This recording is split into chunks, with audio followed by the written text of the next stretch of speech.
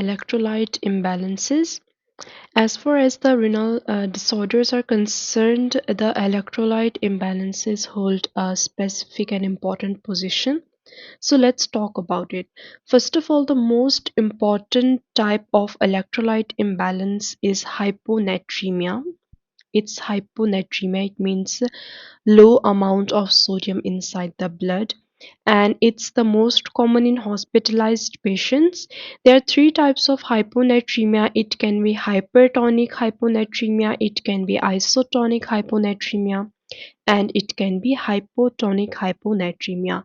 Today our topic of discussion is hypotonic hyponatremia. Let's start the discussion with some introductory part. So hyponatremia, it affects the plasma osmolality, right? Hyponatremia affects the plasma osmolality because it results in the fluid shift across the brain. It can also result in fluid shift across the brain, and it can contribute to the development of cerebral edema. That's why the case of hyponatremia is very lethal or mortal, right? And it can also contribute to the development of seizures. It affects the plasma osmolality, it causes the fluid shift across the brain, result in cerebral edema and seizures. The most important cause for hyponatremia, it can be less intake of salt, right? It's the most common.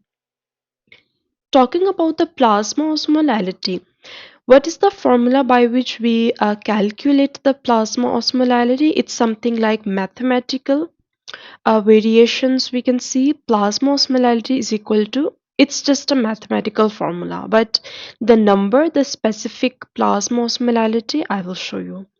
It's 2 into sodium ions plus potassium ions inside the plasma, plus there is blood urea nitrogen, and we divide this term by 2.8 plus glucose divided by 18. This is like a mathematical formula to calculate the plasma osmolality. And plasma osmolality, normally the variation is from 275 to 295 milliosmoles per liter to 95 milliosmoles per liter.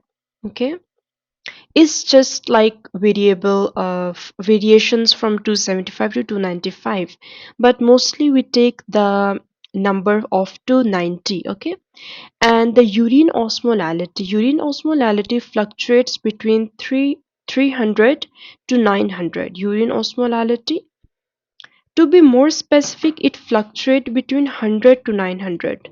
It's not 300. 100 to 900 milliosmoles per liter. It fluctuates a lot because when a person is drinking a large amount of water, it will pass diluted urine, and the urine osmolality will be shifting towards the decreased side, right? And if the person is not drinking enough water and it's not consuming water at all, the osmolality of the urine will starts to increase. That's why the urine osmolality fluctuation helps to maintain the plasma osmolality. Plasma itself cannot maintain its osmolality, right? So that's why nature has created the urine osmolality. By fluctuating the urine osmolality, we can adjust the plasma osmolality. They are linked together, right? Let's talk about our topic's discussion, that is known as hypotonic hyponatremia. It's hypotonic hyponatremia. Hypotonic hyponatremia. What does means hypotonic? Hypotonic means that when the plasma osmolality is decreased. Hypertonic means that plasma osmolality is increased, and isotonic means that plasma osmolality is the same. Hypotonic hyponatremia means that the plasma osmolality is decreased and there is also decreased in the blood sodium levels. Let's talk about the normal sodium levels. The normal sodium levels fluctuate between 135 to 135 to 145 milliequivalents per liter. Okay, and this is like um, strict numbers we can say, and we should keep the sodium concentration between 135 to 145 milliequivalents per liter. What is mild hyponatremia?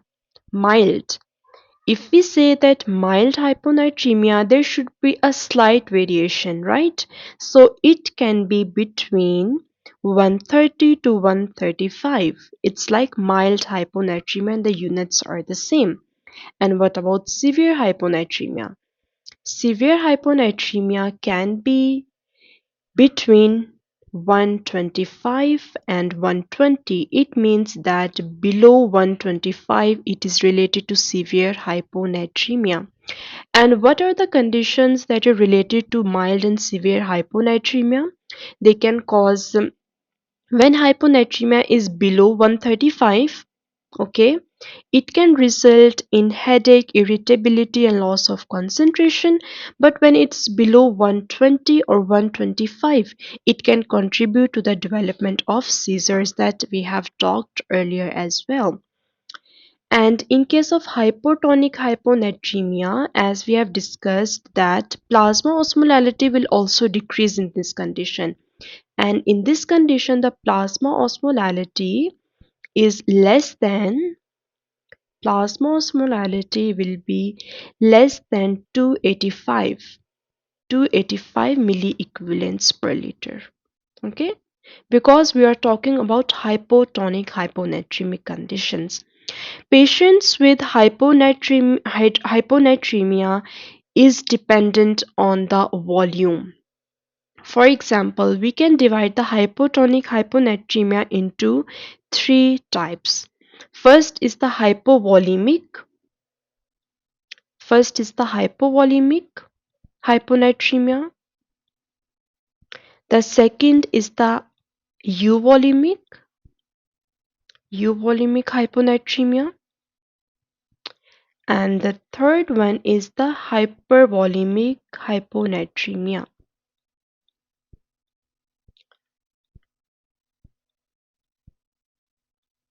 So, in conditions of hypotonic hyponatremia, we are dividing these conditions into three parts. First is the hypovolemic, second is euvolemic, and third is the hypervolemic. Let's talk about the hypovolemic hyponatremia. Let's write the whole word. Okay.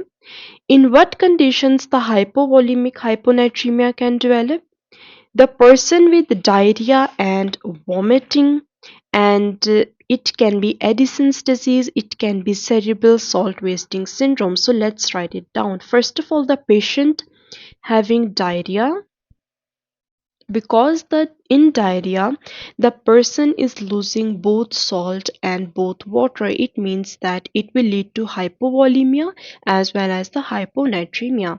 Diarrhea contributing to vomiting, okay.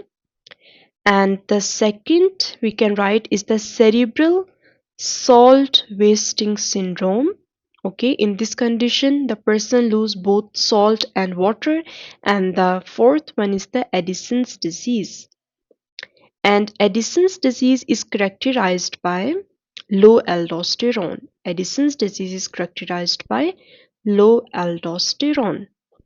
And you know that the function of aldosterone is to reabsorb sodium in the last part of the nephron, right? But when the aldosterone is reduced, sodium reabsorption cannot occur, right? It will lead to sodium loss as well as the water loss. These conditions like diarrhea, vomiting, cerebral salt wasting syndrome, and Addison's disease, they can contribute to the development of hypovolemic hyponatremia. But how do we know that whether it's the GI cause? Because diarrhea and vomiting are the GI cause, and the Addison's disease is the urinary cause, like renal cause. So that's why we have a specific test known as the urinary sodium test. It's the urinary sodium test in which we can differentiate whether the hypovolemic hyponatremia is due to the GI cause or it's due to the renal cause. So if the urine sodium test if the urinary sodium is high, it means that the sodium is being wasted through the urine, so it means that it's urinary cause, right? And if the urinary sodium is low, it means that the sodium wasting is being done by other routes like GI, like gastrointestinal tract, like diarrhea, it can be vomiting. So it means that the cause is solely dependent on the GI.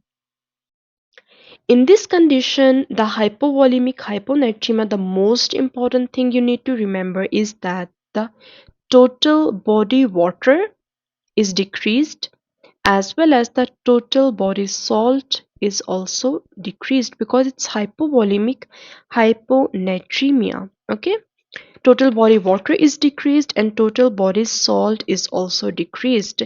So the treatment for such patients is very easy. We can just give abundant amount of fluid. The fluid replenishment is one of the basic treatments for the patients of hypovolemic hyponatremia. What is that? It's fluid replenishment. Fluid replenishment. And what is the second method for treatment? It is the oral rehydration solutions, ORS. Oral rehydration solutions, or we can also give IV fluid resuscitation. IV fluids, right? So just completing the amount of fluid and amount of salt inside the patient's bloodstream will treat the condition of hypovolemic hyponatremia. It's fluid replenishment, ORS, and IV fluid, right? So that's conditions related to hypovolemic hyponatremia. Let's talk about the euvolemic hyponatremia. Our second type of hyponatremia is euvolemic. It's euvolemic hyponatremia. And what does mean euvolemic? In English, the U word is referred to as true or correct, right? But in this condition, the total body water is increased. The U word doesn't mean that total body water is normal. The euvolemic in this condition refers to as the total body water is increased, but the total body salt rather is normal, right? Total body salt is normal. That's what you need to practice yourself with the term known as euvolemic hyponatremia. The total body salt is normal, but the total body water is increased. And what is the etiology for such conditions? First of all, the most important etiological part for euvolemic hyponatremia is syndrome of inappropriate antidiuretic hormone secretion, SIADH. We will talk about other etiologies. Firstly, let's discuss about SIADH. I have made a separate lecture on SIADH as well. You can go through that. But here we need to talk why it's developing the euvolemic hyponatremia. As you know that SIADH, it leads to the production of antidiuretic hormone. It's antidiuretic hormone excess syndrome, right? So when antidiuretic hormone is increased, the function of antidiuretic hormone is to reabsorb water. Antidiuretic hormone function is to reabsorb water, so it will reabsorb water more than the salt. So it means that the total body water will increase, but the total body salt will remain normal. What is the physiological function for ADH? It will act on the V2 receptors. It will activate the V2 receptor in the distal part of the nephron. To be more specific, these are the principal cells of the collecting duct, right? So it will cause increase in the water reabsorption proportionality to the salt, and it will leads to dilutional hyponatremia. Because water is increased, so it will lead to dilution of the plasma, dilutional hyponatremia in this condition, right? because there is abundant amount of antidiuretic hormone. Why the syndrome of inappropriate antidiuretic hormone result? It it is due to the CNS infections, mainly the most important CNS infections, but there is no link between the infection and the release of ADH. But the literature says that CNS infections can contribute to the development of SIADH. What CNS infections can be there? It can be toxoplasmosis, right? And other conditions like brain abscess can also contribute to the development of SIADH. The third, it can be like cerebral toxoplasmosis. It can be tumors, meningitis, and encephalitis. Meningitis and also encephalitis. So, I have a question for you. If a patient has meningitis or encephalitis and we want to give the fluid, right? But in case of meningitis and encephalitis, already the amount of antidiuretic hormone inside the body is increased. So we give a restricted amount of fluid to such patients because their ADH is working over, right? So we give a restricted amount of fluid in patients of meningitis and encephalitis. The other cause can be herpes zoster, herpes virus, right? So it can be herpes zoster. So these are some etiology for the SIADH, but the other etiology for SIADH, they all contribute to the resetting of the osmostat. Resetting of osmostat. What does it mean? Osmostat. The osmostat is a part of the hypothalamus that is responsible for the release of ADH. But these all conditions can lead to the development of resetting of osmostat.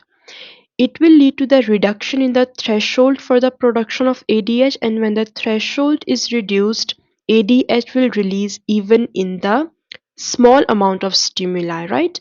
Even if there is a little bit of stimuli, it will contribute to the release of ADH. It will cause the decrease in the threshold for the release of antidiuretic hormone, and we do not want this in normal individuals.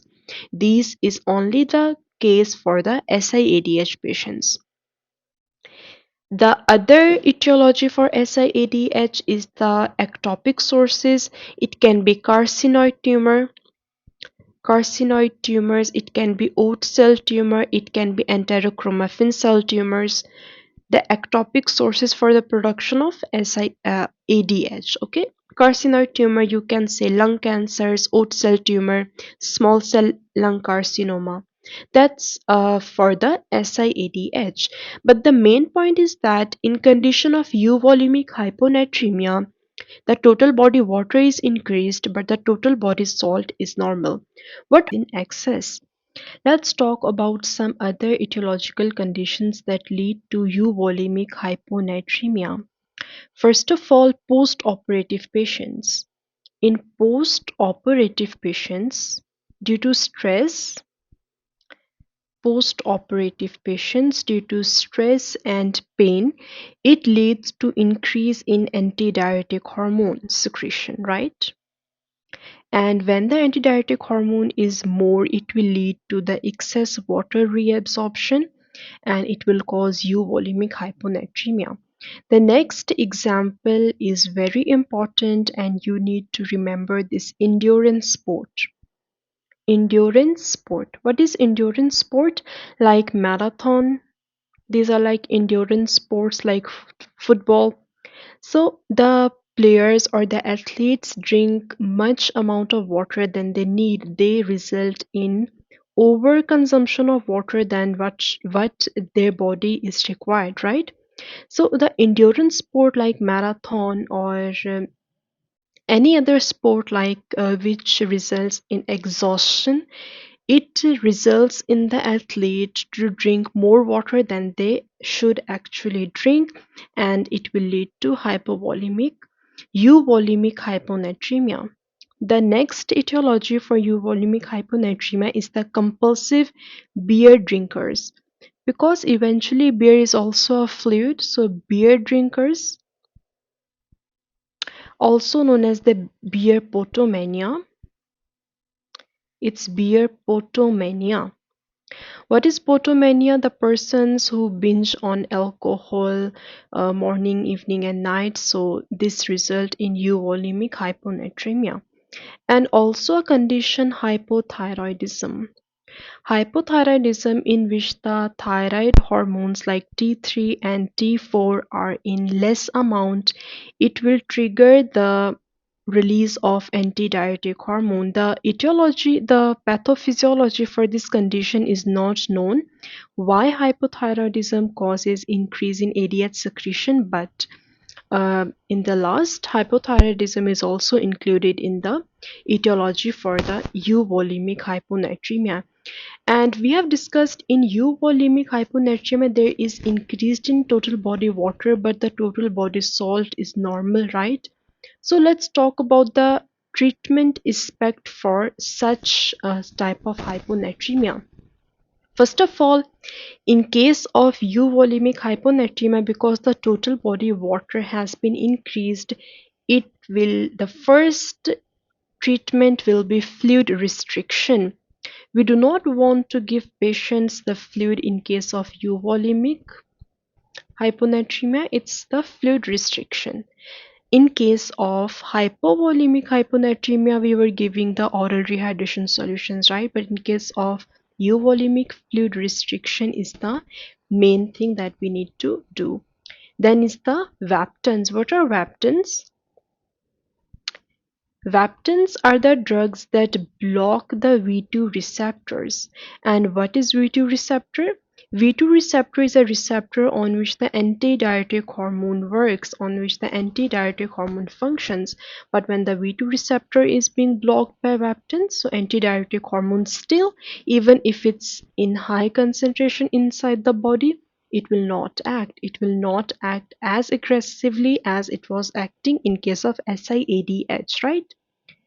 Let's talk about the third type, that is hypervolemic hyponatremia. It's the third type, finally, hypervolemic hyponatremia. I'm not writing full, but you should remember. Okay, hypovolemic hyponatremia.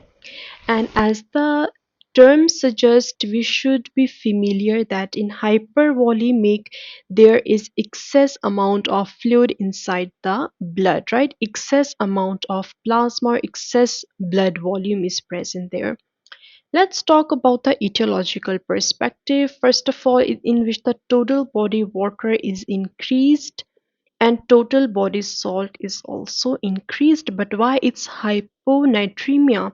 Why I'm saying that total body salt is also increased? Because the total body water increase more than the total body salt. That's why the amount of water will increase disproportionate to the amount of salt, right?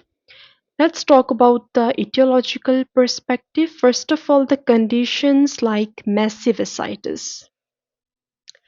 In case of massive ascites, the fluid is accumulated in the third space, that is the peritoneal cavity.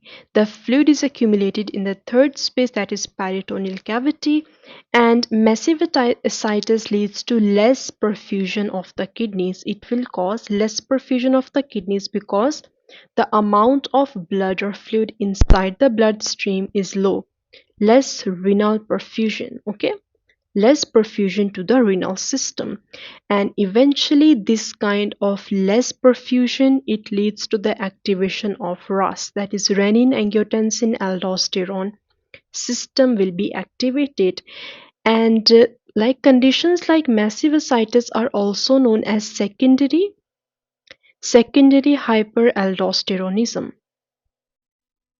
hyperaldosteronism, because this RAS system will eventually promote the release of aldosterone, right?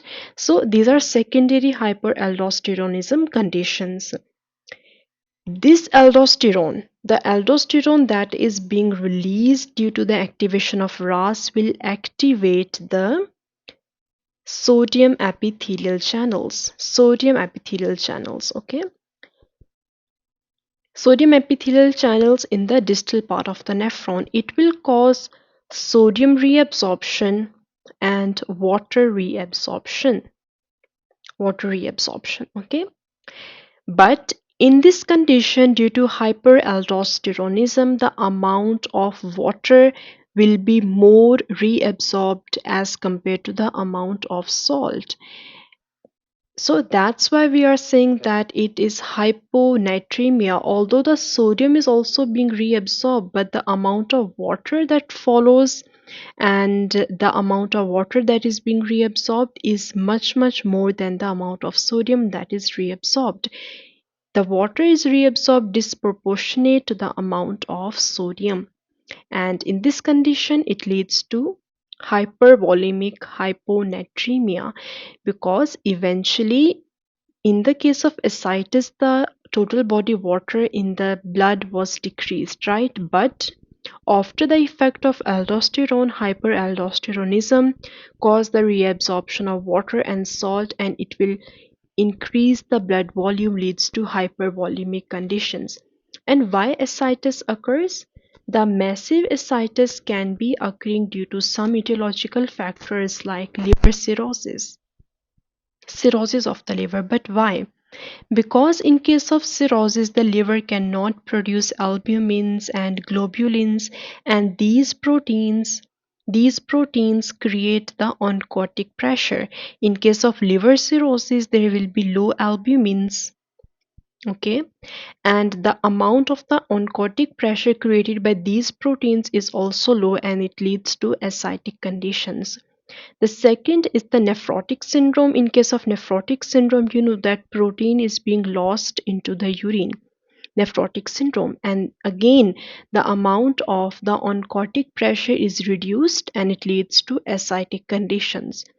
The third is the malabsorption syndrome, in which the proteins are not reabsorbed or absorbed from the intestine. Malabsorption syndrome can also contribute to the development of ascites.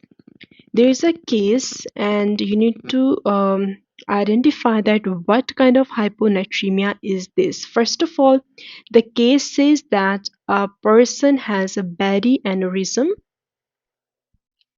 Okay, the person has body aneurysm and it ruptured. It ruptures due to trauma. It ruptures by itself or due to the trauma. It can be any reason. It ruptures due to trauma or by itself. It doesn't matter, right?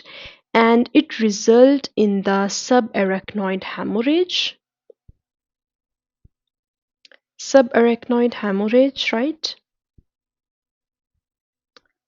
And it produces a very painful situation in a condition. These are known as the thunderclap headache. It produces a thunderclap headache in the person who has body aneurysm and that has been ruptured. Thunderclap headache. And now this is extremely painful condition, and the body releases beta type natriuretic peptide and arterial natriuretic peptide. So when the release of these hormones are there, like beta type natriuretic peptide and arterial natriuretic peptide, as the name suggests that these are producing natriuresis. Natriuresis.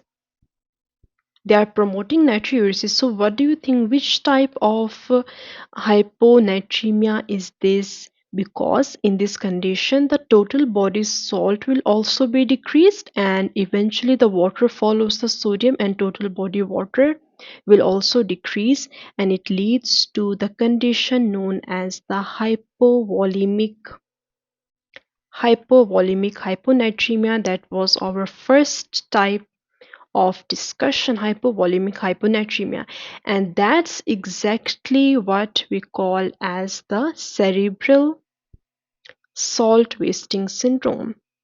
It's the cerebral salt wasting syndrome, and this cerebral salt wasting syndrome is being discussed in the etiological part for hypovolemic hyponatremia. Let me show you that in case of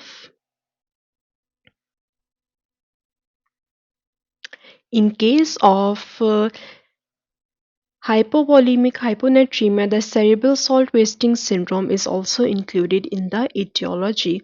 So we have discussed that in case of hypovolemic hyponatremia, the amount of salt will also reduce, the amount of water will also reduce inside the body. And it is due to the conditions which leads to both salt and water wasting like diarrhea, vomiting, these are GI causes, and cerebral salt wasting syndrome and Addison's disease in which there is low aldosterone, hypoaldosteronism.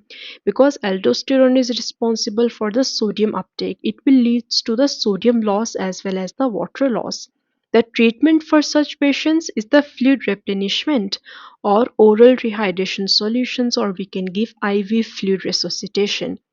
In case of euvolemic hyponatremia, the word used suggests that the total body salt is normal but the total body water is increased. These conditions include all the conditions in which the antidiuretic hormone is increased like SIADH, because SIADH can be due to brain abscess, meningitis, encephalitis. It can be due to cerebral infections like toxoplasmosis. Okay, other conditions of SIADH are post-operative patients, endurance sport, beer drinkers, hypothyroidism. For example, if a case show you that an athlete suddenly black out right in the end of the race or in the end of the sport, and you should shift her or him suddenly to the hospital, and they check the electrolyte conditions of the patient or athlete, and in such athlete the sodium levels should be must checked, right, and they are always low. And this kind of hyponatremia, that is euvolemic, we give fluid restriction. We do not want to give fluid. We give vaptans to block the V2 receptor. In case of hypervolemia, the conditions like ascites, like cirrhosis, nephrotic syndrome, malabsorption, and when there is low albumins or low proteins in the bloodstream can lead to the activation of RAS system. All the conditions that leads to hyperaldosteronism. Other conditions like chronic kidney disease, because in the chronic kidney disease the GFR is low. The GFR is low and the renal perfusion is low, and it leads to the activation of RAS. Again, the conditions in which the aldosterone is high. In treatment for the, I have not discussed the treatment of hypervolemic, but the treatment for such patients of hypervolemic hyponatremia are the diuretics like spironolactone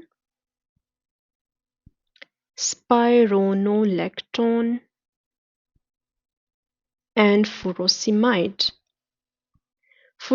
because it's hypervolemic. We need to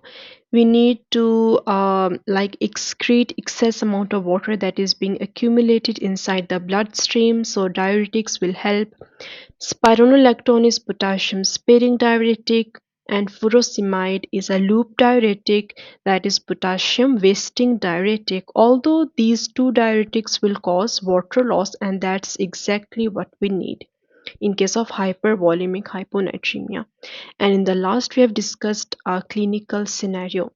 And this was for today, and I will discuss hypernatremia